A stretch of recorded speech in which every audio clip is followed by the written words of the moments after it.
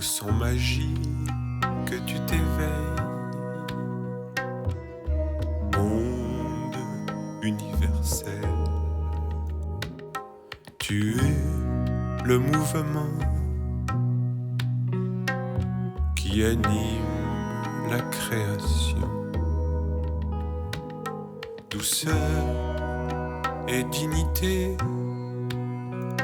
quand s'éveille ta royauté.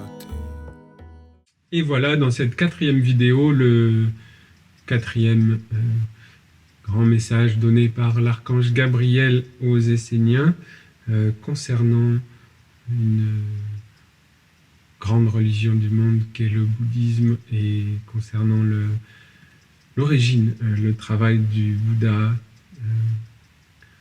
et la compréhension que les hommes en ont eue et la perpétuation de leur tradition. Et voilà, l'archange Gabriel fait un bilan, un nettoyage de tout, afin que ce soit toujours la belle récolte, la floraison de l'intention pure du maître qui soit dans le cœur de ses disciples. Et donc, dans ce cas-là, du Bouddha. Vous qui, depuis des centaines d'années, êtes dans l'adoration d'un monde de divinité, de déesses et de dieux, je vous adresse mon message et vous offre ma bénédiction. Vous avez fait un grand travail pour apporter une bienveillance à toute l'humanité. Votre ardeur pour la lumière et votre dévotion ont été grandes au fil des siècles. La tolérance et la pacification que vous avez cultivées étaient des vertus, dont l'humanité avait besoin pour progresser. Un grand nombre de maladies ont été guéries, les troubles des conflits ont été évités par votre pratique de la dévotion et votre respect envers toute forme d'existence. Vous avez été un baume pour l'humanité et avez rendu les êtres meilleurs, non pas forcément par l'éveil de l'intelligence, mais par votre pratique de la compassion. Vous avez conduit les êtres à développer une vision de la vie qui est éloignée de la guerre.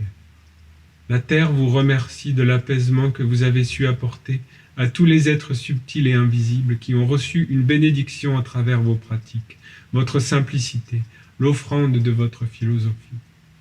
Vous avez entretenu la sagesse que la terre et le ciel doivent être unis, et qu'en eux vivent une multitude d'êtres et d'univers qui doivent être respectés et acceptés. Vous avez montré qu'il y a des lois qui gouvernent la destinée et les avez honorées. Votre tradition est toujours vivante, mais elle s'éloigne de plus en plus de l'homme, car vous vous faites envahir, féconder et convertir par la contre-religion que l'on peut appeler le matérialisme. Bien sûr, vous croyez toujours aux divinités sacrées, mais vous admirez le monde proposé par la contre-religion et la contre-culture. Vous vous tournez vers les dieux pour obtenir ce qui est attrayant, ce qui apparaît comme de nouvelles sensations et qui donne l'impression d'exister, d'être libre, puissant et de diriger sa vie.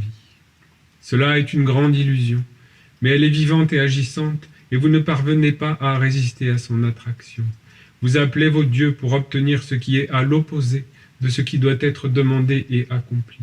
Ainsi, les êtres divins avec lesquels vous avez conclu votre alliance sacrée, qui a existé pendant des siècles, commencent à entrer dans le mécontentement et ne veulent plus s'approcher du monde des hommes. En résumé, vos dieux vous quittent. C'est pour cette raison que je vous transmets ce message. La lumière de l'enseignement et de l'alliance est partie en Occident. Elle agit pour créer un peuple, afin d'apporter au monde une nouvelle manifestation de la vérité, une nouvelle religion qui aura le pouvoir d'équilibrer la contre-religion matérialiste du monde actuel. Je sais que vous pouvez entendre mon message, car il est conforme à votre tradition. Vous savez que la lumière est libre, et qu'elle peut apparaître sous une multitude de formes. Ainsi, elle peut prendre la forme d'un arbre, d'un minéral, d'un animal, d'un peuple, d'un nuage, pour réaliser la volonté des dieux. Vous, les bouddhistes, avez encore la force d'âme et d'intelligence pour comprendre cette vérité. Alors maintenant, méditez et comprenez que la sagesse est de vous unir avec cette nouvelle manifestation de l'enseignement universel afin de ne former qu'un seul peuple. Votre philosophie est bonne et juste, elle apporte la paix et conduit l'humanité à devenir meilleure. En cela, Elle est un baume et une guérison pour tous ces êtres qui ont été enfantés par la contre-religion et qui maintenant sont assoiffés de pouvoir, prêts à tout écraser pour gouverner et diriger l'humanité et la terre. Ces mondes sont à l'opposé de ce que vous enseignez et préservez depuis des siècles. Mais vous n'aurez pas la force de résister, car déjà vous êtes fécondés par ces influences subtiles, et commencez à vous former des corps dans ces mondes.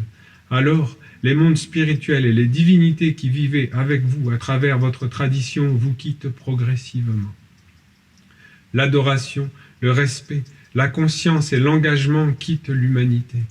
En toute chose, l'homme a éveillé en lui l'intérêt qui conduit à la mort. Il cherche une existence indépendante. Cette force destructrice qui anime l'homme, qui a chuté, veut exister quoi qu'il en coûte. Elle veut être vivante par elle-même, enfanter son propre monde et ne rendre aucun compte à personne. Cette attitude va grandir dans l'humanité. Les hommes habités par ces mondes s'empareront de tout ce qui a été vivant et le conduiront en esclavage. Dans la réalité, cela ne fonctionnera pas, mais l'intention sera là et transformera la bénédiction des religions comme le bouddhisme à devenir des maladies dans le corps et l'âme de l'humanité. Ainsi, la religion ne sera plus un monde qui élève l'homme et le conduit dans la beauté. Les divinités qui protègent le bouddhisme ne pourront accepter de conduire tout ce qui a été vivant dans le contraire de la sagesse enseignée par le Bouddha. Alors elles se retireront. Bouddha avait dit que seul l'esprit devait être puissant et vivant, et que le corps devait être à son service comme un instrument. Aujourd'hui, les hommes pensent le contraire. C'est pourquoi je vous dis que la lumière est partie en Occident, et que vous devez trouver le moyen non pas d'abdiquer et de transformer votre tradition, mais simplement de l'unifier avec celle qui est en train de naître, pour pouvoir retrouver un lien avec un monde supérieur. Alors votre tradition pourra demeurer vivante en donnant la force au monde divin et non au monde de l'homme. Si vous voulez demeurer dans la lumière, unissez-vous et apportez votre culture dans la nouvelle manifestation de la lumière qui sera construite sur la base de l'union de tous les grands courants religieux. Cela va être une nouvelle manifestation de la tradition des enfants de la lumière, qui ouvrira un nouveau chemin pour une nouvelle humanité qui va naître.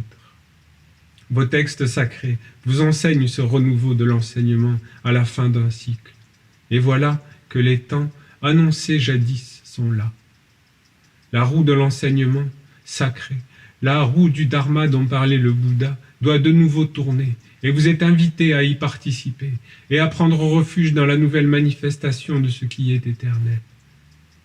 Beaucoup d'êtres vont s'assembler pour mettre en commun leur capital de lumière, afin de faire apparaître l'œuvre. Vous devez être unis à cette œuvre et apporter votre contribution, de façon à être fidèle et à conduire votre tradition dans la victoire. Sinon, tout ce que vous avez sauvegardé pendant des siècles et qui a apporté la plénitude sera perdu, comme tout ce qui existe dans le monde des hommes. Le bouddhisme s'éteindra et finira par devenir une religion morte avec des divinités absentes. Il en est déjà ainsi en partie, et bientôt ce le sera intégralement parce que les hommes ne cherchent qu'à sauver leur vie éphémère. Ils veulent la bénédiction de la lumière, là où la lumière refuse d'aller. Ils pensent qu'ils peuvent faire ce qu'ils veulent et qu'il n'y aura pas de conséquences. Vous avez été la gloire de la lumière sur la terre, et c'est uniquement à cette condition que vous garderez votre lumière et que vous conduirez les hommes sur le bon chemin. Surtout, ne cherchez pas à convertir les êtres comme une femme qui charmerait un homme pour attirer son attention. Le bouddhisme ne doit surtout pas aspirer au pouvoir que l'on peut gagner de la lumière pour maintenir un monde qui n'existe plus. Il doit rester fidèle à ce qu'il est, le respect de la lumière sous toutes ses formes. Voilà un merveilleux message de l'archange Gabriel aux frères bouddhistes qui a une invitation de l'archange Gabriel à rester dans le courant dans son courant d'eau pure, dans le courant de la vie, de l'âme, dans son lien d'âme. Et c'est beau, c'est un doux prendre soin de l'archange Gabriel. Qui permet toujours de dézoomer, d'entrer dans la vision plus grande. J'ai un exemple de cette vision plus grande. Je pense que tous les bouddhistes connaissent Padmasambhava, et Il est dit dans notre tradition que il a été un hiérophante à l'époque essénienne du Maître Jésus. C'était l'enseignant de Jésus. Ensuite, il a été touché par finalement le Maître Jésus et il s'est réincarné, Padmasambhava, et ensuite Peter de Neuf. Donc il est effectivement, quand l'avion de fer a volé dans le ciel, venu vivre et faire tourner la roue du Dharma pour recréer l'école et enfanter la nouvelle humanité de Gabriel en Occident. Et cela ne doit pas être conflictuel. Nous sommes tous un dans la barque de l'univers et c'est merveilleux. Bon voyage.